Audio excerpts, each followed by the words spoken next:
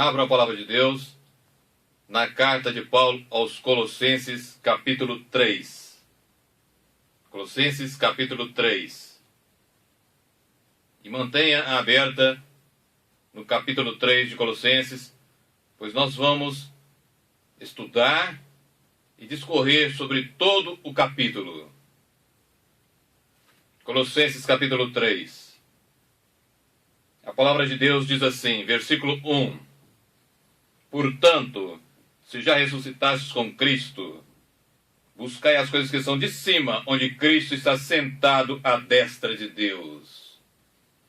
Aqui Paulo está dizendo, portanto, se realmente isso ocorreu, se realmente vocês são nova criatura, se vocês realmente são cristãos verdadeiros, ele continua, se, ou seja, condicional, se vocês já ressuscitaram com Cristo, se vocês então de fato nasceram de novo, se vocês são novas criaturas, como Jesus ensinou a Nicodemos no capítulo 3, do versículo 3 ao 6 do Evangelho de João, como o próprio Paulo fala na segunda carta aos Coríntios, capítulo 5, versículo 17, aquele que está em Cristo é nova criatura, todas as coisas velhas se passaram, eis que tudo se fez novo. E em Gálatas 6, 5, nos diz que o que importa para Cristo é ser uma nova criatura. Ele continua, se já ressuscitaste com Cristo, o que é necessário então que se faça? O que é necessário que um cristão verdadeiro faça? Buscai as coisas que são de cima, as coisas do céu, as coisas eternas, onde Cristo está sentado à destra de Deus. O Deus verdadeiro tem em à sua direita, Jesus Cristo, nosso Senhor e Senhor de todos. E assim ele diz, no versículo 2 agora, pensai nas coisas que são de cima e não nas que são da terra. Em primeiro lugar, busque, faça tudo para que você obtenha, para que você seja de fato uma nova criatura, deixando que o Espírito Santo trabalhe em você e faça de você uma nova criatura, como eu já acabei de dizer. E então, você busca em primeiro lugar e pensa, o seu pensamento, todas as coisas que movem a sua mente, tem que estar voltadas para as coisas eternas, para a eternidade, para a casa do Pai. Como diz Jesus no Evangelho de João, capítulo 14, versículo 1 em diante, e que ele vai e voltará para buscar-nos, para que então, onde ele estiver, nós estejamos com ele para os céus, porque lá ele está à direita de Deus Pai. E ele continua, por que fazer isso? No versículo 3, porque já estáis mortos, mas mortos por quê? Ou mortos para quê? Para quem? E a vossa vida está escondida com Cristo em Deus. Veja bem, Romanos, no capítulo 6, nos diz, mortos para quê? Não precisa você abrir. Acompanhe somente comigo. Carta aos Romanos, capítulo 6, versículo 11 e 12 em diante. Assim também vós considerai-vos como mortos para quê? Para o pecado, mas vivos para Deus em Cristo Jesus, nosso Senhor.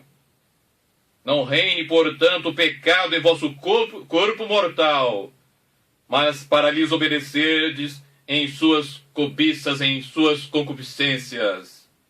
Nem tampouco apresenteis os vossos membros ao pecado por instrumento de iniquidade, mas apresentai-vos a Deus como vivos dentre os mortos, e os vossos membros a Deus como instrumento de justiça.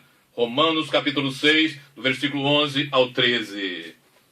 Isso ele está nos ensinando. Todo o capítulo 3 da carta aos Colossenses vai nos dar um profundo ensino sobre ser cristão, sobre ser de fato uma nova criatura, sobre viver como Deus quer, para viver como Jesus quer. E ele continua dizendo, veja a beleza do que ele nos ensina no versículo 4. Quando Cristo, que é a nossa vida, portanto, Cristo é a nossa vida, de todo aquele que realmente é cristão. Não há outra coisa. Jesus Cristo é a nossa vida. E quando Ele se manifestar, então, também vós vos manifestareis com Ele em glória. Aqui Ele já está nos dando, e já nos está falando da escatologia, já nos está falando da segunda parte, da segunda vinda de Cristo, quando todo aquele que for arrebatado, quando Jesus arrebatar a sua igreja, voltará com Ele em glória. Em glória, como Jesus ensina no Evangelho de Mateus, capítulo 22, do versículo 29 em diante, serão como anjos com o seu corpo glorificado, assim como Jesus tem. E agora ele diz o que é necessário para que todo cristão verdadeiro, todo cristão realmente faça aqui nessa terra. Mortificai, matai, destruí, pois os vossos membros que estão sobre a terra. Destruí, matai os vossos membros que estão sobre a terra. E ele vai dizer agora: a prostituição, a impureza, o apetite desordenado, a vil concupiscência e a avareza, que é idolatria. Primeira coisa, prostituição. A primeira de todas as obras da carne que Paulo lista na carta aos Gálatas, capítulo 5, versículo 19 ao 21. A impureza. A impureza é muito extensa. Pode ser a impureza no falar, no pensar e no agir. Pode ser, de fato, aquilo que mais nos leva para distante do Senhor. E é bom que a gente entenda uma coisa. Quando está se falando de impureza, quando está se referindo a coração, que é a linguagem bíblica para a sede da vontade própria, dos sentimentos e da emoção, é aí que reside o perigo. Porque a nossa vontade tem que estar submissa ao Espírito Santo, submissa ao que Jesus quer e vivendo para Ele, caminhando a cada dia mais perto dele e mais distante do pecado, e sendo então uma nova criatura, como eu acabei de dizer. A impureza, o apetite desordenado, a glutonaria, que é também uma das obras da carne, a vil cobiça, a vil concupiscência, os desejos maus da nossa carne, os desejos deste mundo e dessa sociedade sem Deus, que nos afasta do verdadeiro Deus. E a avareza, que é idolatria. E essa eu quero colocar também para os irmãos agora, algo muito sério. A avareza, que é idolatria. Jesus, no Evangelho de Lucas, capítulo 12, versículo 15, ele já diz: guardai-vos, tenhai cuidado com a avareza, porque os bens, a abundância, a riqueza de qualquer um não consiste nos bens que ele tem. Não consiste nos bens que ele tem. Assim como Paulo, na primeira carta aos Coríntios, capítulo 15, versículo 19, diz: se esperarmos em Cristo somente para essa vida, somos os mais miseráveis de todos os homens. Mas também, no Evangelho de Mateus, não preciso abrir, que eu vou mostrar para os irmãos, e fica mais fácil também. Mas guarde, Mateus capítulo 6, a partir do versículo 19. Veja o que o Senhor ensina, quando Ele está dizendo da solicitude da vida, com aquilo que, para que nós não fiquemos presos, desejando as coisas dessa terra, mas as coisas do alto. Mateus 6, a partir do versículo 19. Não ajunteis tesouros na terra, onde a traça e a ferrugem tudo consomem, e os ladrões minam e roubam. Mas ajuntai tesouros no céu, onde nem a traça nem a ferrugem consomem, onde os ladrões não minam e nem roubam. Agora veja bem o porquê. No versículo 21. Porque onde estiver o vosso tesouro, aí estará o vosso coração. E no versículo 24 ele diz, veja bem, aqui ele está falando, está ensinando contra essa famigerada, triste e miserável teologia da prosperidade. Veja bem o que ele vai dizer agora. Ninguém pode servir a dois senhores, porque ou há de odiar um e amar o outro, ou se dedicará a um e desprezará o outro. Não podeis servir a Deus e a Mamon. Mamon é um termo aramaico que significa grande riqueza nessa terra. Portanto, o próprio Jesus já nos deu o ensino. E Paulo continua ratificando a mesma coisa. E a mesma coisa ele vai dizer, usando outros termos e ensinando ainda mais profundamente a respeito do perigo da avareza. 1 Timóteo capítulo 6, a partir do versículo de número 6, ele diz o seguinte: porque é grande a piedade com contentamento, com alegria, aquele que faz as coisas de Deus, aquele que é piedoso com alegria. Porque nada trouxemos para este mundo, e é manifesto que nada podemos levar dele. Tendo, porém, sustento e com que nos cobrirmos, e estejamos com isso contentes. Mas veja bem agora o risco daqueles que são avarentos e que buscam o dinheiro antes de qualquer outra coisa, que amam o dinheiro. Mas os que querem ser ricos caem em tentação e em laços e em muitas concupiscências loucas e nocivas, que submergem os homens na perdição e na ruína. E agora ele termina dizendo, porque o amor do dinheiro é a raiz de toda espécie de mal. E nessa cobiça, alguns se desviaram da fé e se trespassaram a si mesmos com muitas dores. Este é o grande risco dessa triste, famigerada, como já disse, teologia da prosperidade.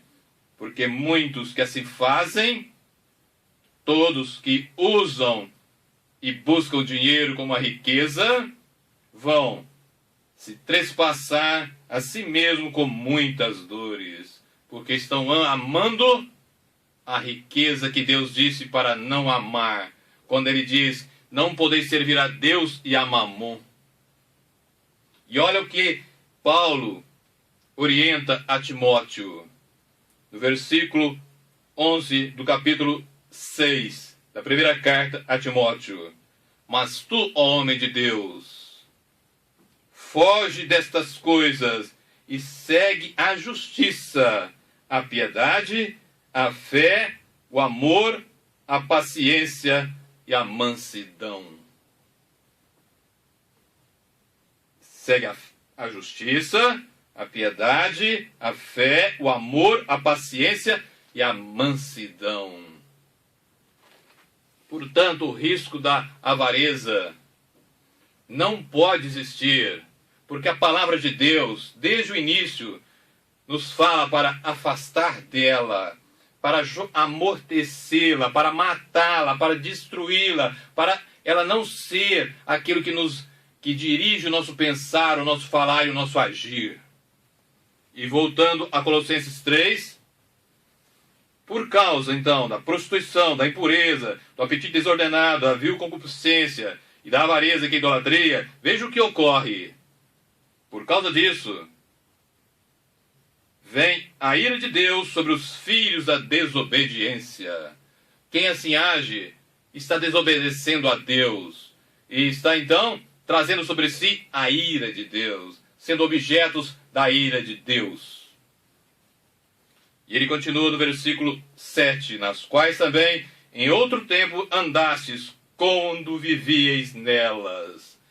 Ele está falando aqui, no versículo 1 do capítulo 3, ele diz, portanto, ele está falando para cristãos verdadeiros, se ressuscitais com Cristo, buscai as coisas do alto, pensai nas coisas do alto, onde Cristo está sentado à destra de Deus.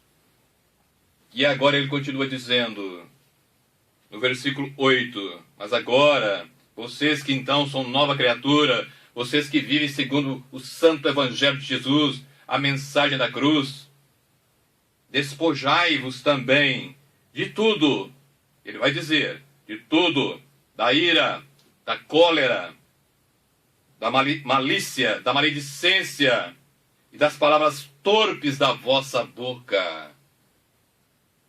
O cristão é chamado a ser um exemplo de vida, não somente por palavra, mas por vida.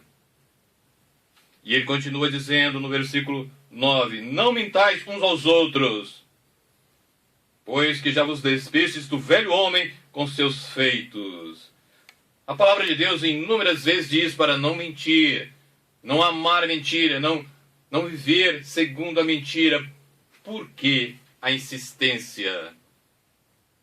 No Evangelho de João, capítulo 8, versículo 44, o Senhor ensina que a mentira é a única paternidade que Satanás tem. Portanto, aquele que vive mentindo, aquele que vive amando a mentira, é filho do maligno. Assim como ele fala com os fariseus no Evangelho de João, capítulo 8, versículo 44. Então, diante disso, ele diz, para não mentir uns aos outros, pois que já vos despistes do velho homem com seus feitos, e vos vestistes do novo. Veja bem, que novo? Aquilo que é uma nova criatura, aquele que é um novo ser, aquele que Jesus deu através do Espírito Santo, nasceu de novo, uma nova criatura, ressuscitou para a glória do Pai. E aí então, segundo a imagem daquele que o criou, portanto, um cristão tem que se assemelhar com Cristo, segundo a imagem daquele que o criou, tem que ser semelhante a Cristo. Como diz Atos 11, 26, em Antioquia, pela primeira vez, os discípulos foram chamados de cristãos, porque viam nele o que eles faziam, falavam e viviam, Jesus Cristo. Jesus Cristo. Estes são semelhantes àquele que nasceu em Nazaré, aquele que morreu no Calvário, aquele que tanto nos amou e nos ensinou a verdade. E ele continua no versículo 11. Diante de tudo isso, vivendo como Cristo quer, como o Espírito Santo nos ensina, não há grego nem judeu, circuncisão nem incircuncisão, bárbaro, cita, servo ou livre, mas Cristo é tudo em todos. Cristo é tudo em todos. Só Jesus Cristo é tudo. Só Ele tem a verdade. Só Ele é a verdade, o caminho e a vida. Só Ele nos traz a realidade única e maior de Deus. E ele continua dizendo, no versículo 12, revesti-vos, pois, veja bem, aquilo que deve estar em sua volta, aquele que deve vestir você como eleitos de Deus, como escolhidos de Deus. Evangelho de João, capítulo 15, versículo 16 diz, não fostes vós que me escolhestes, mas eu vos escolhi a vós, e vos nomeei, para que vades e deis frutos, vosso fruto permaneça. Assim como o mesmo capítulo 15 do Evangelho de João, no versículo 8, Jesus diz, se nós dermos muitos frutos, nós estaremos glorificando ao Pai, e assim seremos então filhos dele e seremos discípulos de Jesus Cristo. Eleitos de Deus. E eleitos de Deus são o quê? Santos e amados. E agora veja o que tem que ter dentro de nós. O que é necessário está lá no mais profundo de cada um.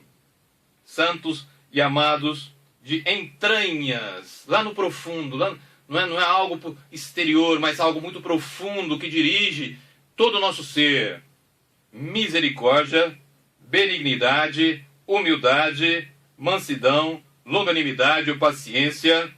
E agora, suportando-vos uns aos outros, e perdoando-vos uns aos outros, se algum tiver queixa contra o outro. Assim como Cristo os perdoou, assim fazei vós também. Perdão, pecado, perdão e amor. É isso que tem que reger a nossa vida. Afastar do pecado e amar e perdoar o nosso irmão, vivendo como Jesus nos ensinou a viver no seu Evangelho. E ele continua no versículo 14, e sobre tudo isso, acima de tudo isso que ele falou nos 3 versículos iniciais, ele diz, revesti-vos do amor, que é o vínculo da perfeição.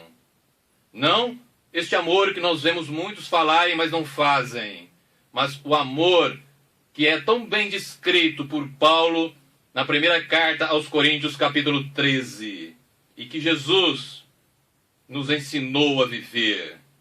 Daquela forma é que nós devemos viver, porque este realmente é o vínculo da perfeição. E ele continua, e a paz de Deus, para a qual também fostes chamados em um corpo, domine em vossos corações e sede agradecidos. Num só corpo, o corpo de Cristo, a igreja, como está no capítulo 12 da primeira carta de Paulo aos Coríntios. E sede agradecidos. Agradecimento a Deus, não por aquilo que Ele nos dá, mas por aquilo que Ele é. Nós precisamos viver, nós precisamos aprender a estar em um contínuo agradecimento a Deus pelo que Ele é. E ele continua, veja agora no versículo 16 e 17, quando ele termina o seu raciocínio. A palavra de Deus, a palavra de Cristo, habite em vós abundantemente. Veja bem, nós temos que nos saturar da palavra de Deus antes de qualquer outra coisa, pois é ela a verdade que nos liberta, é ela a verdade que nos leva ao Pai, é ela que nos mostra o verdadeiro Deus, seja de Gênesis Apocalipse, assim como Jesus diz, quando ele orou ao Pai, no Evangelho de João, capítulo 17, quando no versículo 17 ele diz, santifica-os na verdade, a tua palavra é a verdade.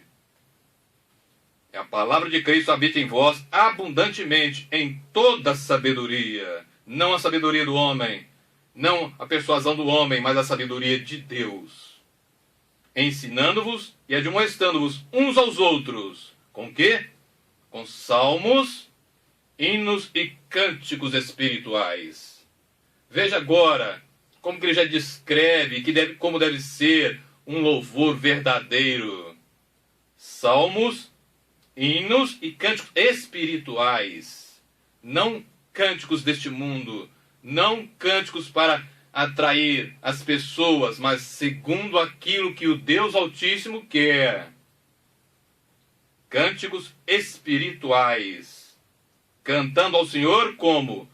Com graça em vosso coração, ou seja, conforme a graça de Deus, o favor que nenhum de nós merece. Mas o Evangelho é a única religião, ou é a única coisa, é único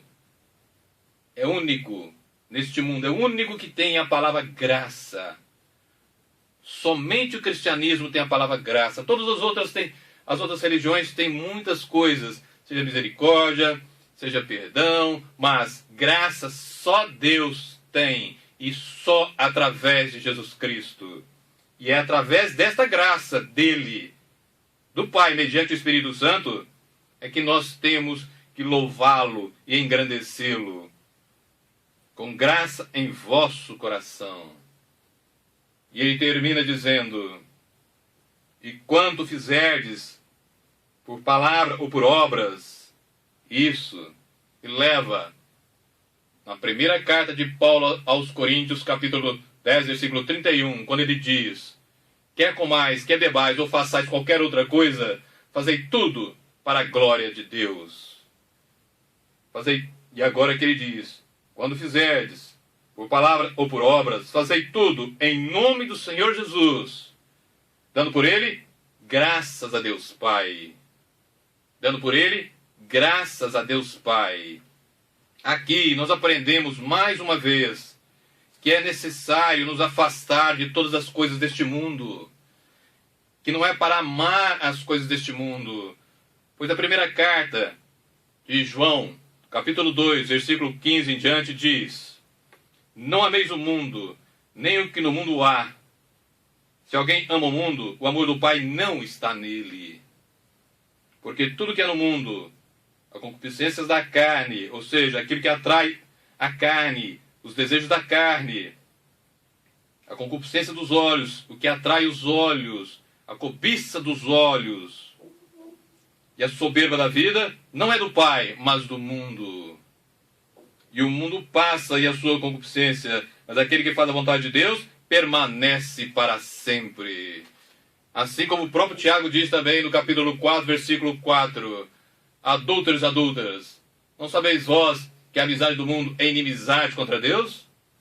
Todo aquele, portanto, que quer ser amigo do mundo, constitui-se inimigo de Deus. Portanto, é necessário que nós nos saturemos das coisas de Deus. É necessário que nos saturemos da palavra de Deus. Que nós nos enchemos todos os dias, todas as horas, da santa palavra de Deus.